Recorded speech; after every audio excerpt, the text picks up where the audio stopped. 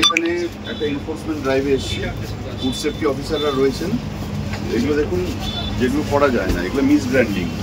এর মধ্যে কোনো ম্যানুফ্যাকচারিং ডেট নেই, এর কবে এক্সপায়ারি নেই, কোনো দাম লেখা নেই, এবং ক্রেতা যেভাবে বঞ্চিত হবেন, ক্রেতাকে আপনি এটা 30 টাকা বললে সে 30 টাকা নেবে, 50 বললে 50 নেবে, এবং সর্বোপরি ফ্যাসাইয়ের লাইসেন্স নেই। অর্থাৎ যিনি তৈরি করছেন তিনি যে সঠিক পদ্ধতি মেনে তৈরি করছেন কিনা তার কোনো গ্যারান্টি নেই। ঠিক আছে, তাহলে এটা খেলে আপনার মধ্যে বিষক্রিয়া হতেই পারে, এবং যার জন্য আজকে আমাদের এত পেটের সমস্যা বা অন্যান্য জায়গায়।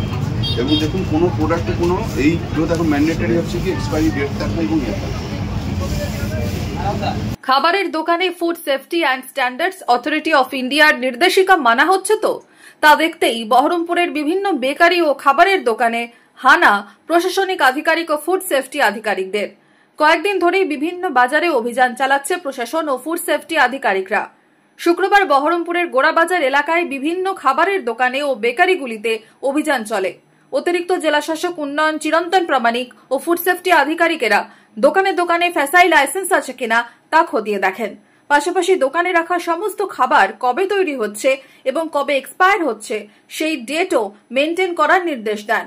অতিরিক্ত জেলাশাসক উন্নয়ন জানিয়েছেন, সমস্ত দোকানের সামনেই ফ্যাসাই লাইসেন্স টাঙিয়ে দেওয়ার নির্দেশ দেওয়া হয়েছে। আমাকে নোটিশ দেখাতে পারেনি, এবং এখানে এমন বেশ কিছু বেকারি প্রোডাক্ট রয়েছে যেগুলো মিস ব্র্যান্ডেড। এর মধ্যে কোনো দাম, কবে এক্সপায়ারি, কবে এর ম্যানুফ্যাকচার, কে তৈরি করেছে তার ফ্যাসাই লাইসেন্স কিছু নেই। তো এগুলো আমরা আজকে ওনাদের নোটিশ দিয়ে গেলাম। ওনাদের কাজ হবে অ্যাকচুয়ালি ফ্যাসাই লাইসেন্সটা টাঙিয়ে রাখা উচিত সামনে দোকানে, যাতে সাধারণ জনতা বুঝতে পারে যে হ্যাঁ এনার লাইসেন্স আছে, কিন্তু ওনারা এখনো পর্যন্ত দেখাতে পারেন।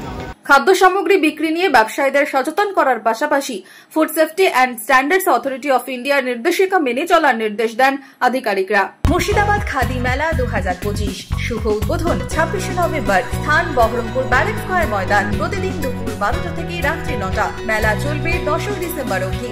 প্রবেশ অবাধ।